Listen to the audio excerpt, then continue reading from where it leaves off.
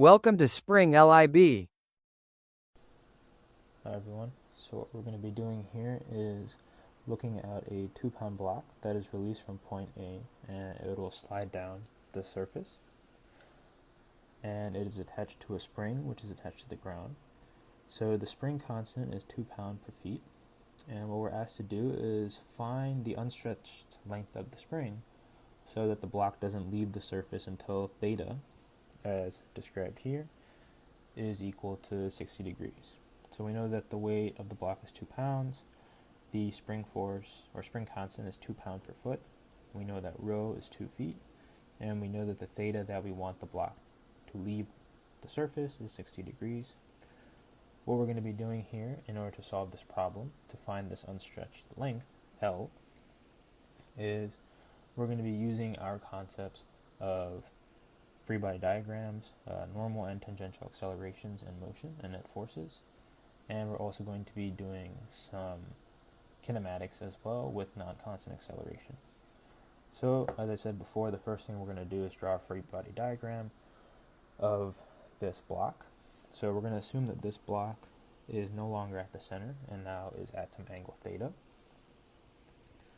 So here's our angle theta. So obviously we have a weight force that is acting in the downward direction, and we have a spring force that is acting in this direction. Now at this point, that when we want the block to leave the surface, we're going to be assuming that there's actually no normal force, because that means the block has left contact with the surface.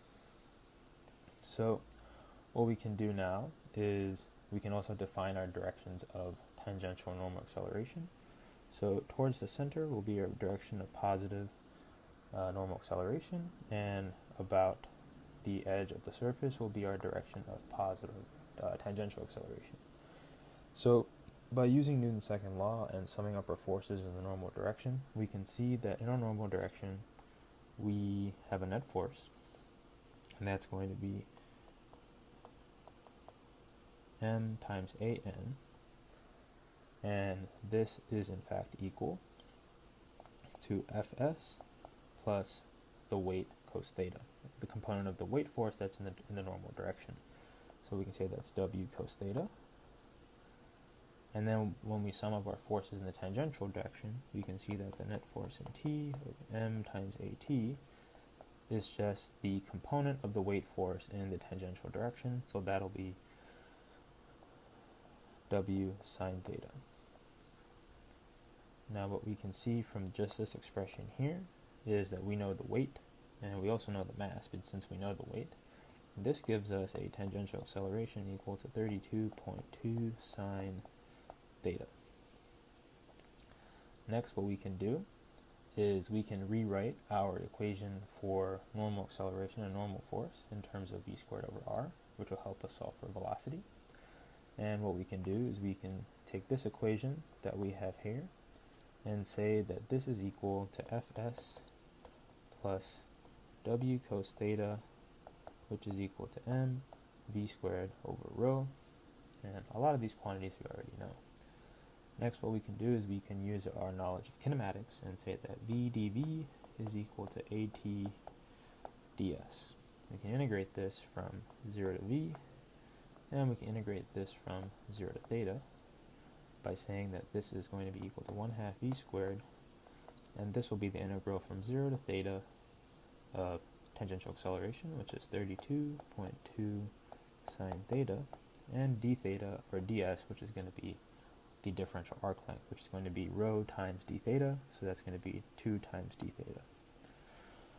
What this gives us is that 1/2 v squared is equal to 64.4 1 minus cosine theta. Then we can see that when theta is equal to 60 degrees, this gives us a v squared equal to 64.4. From that, we can compute our force, our spring force. So recall that our spring force in the normal direction is going to be equal to Fs plus 2 cos 60,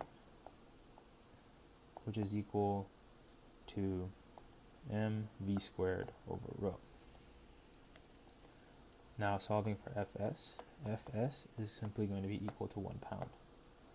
Next, we can use our knowledge of the spring constant, which we know to be 2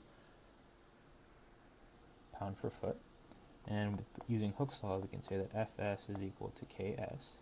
Therefore, we can say that 1 pound is equal to 2 pound per foot times the distance L. From this, we calculate that the distance L is equal to 0.5 feet. However, the initial length of the spring, L naught, is equal to 2 feet. This should also be feet.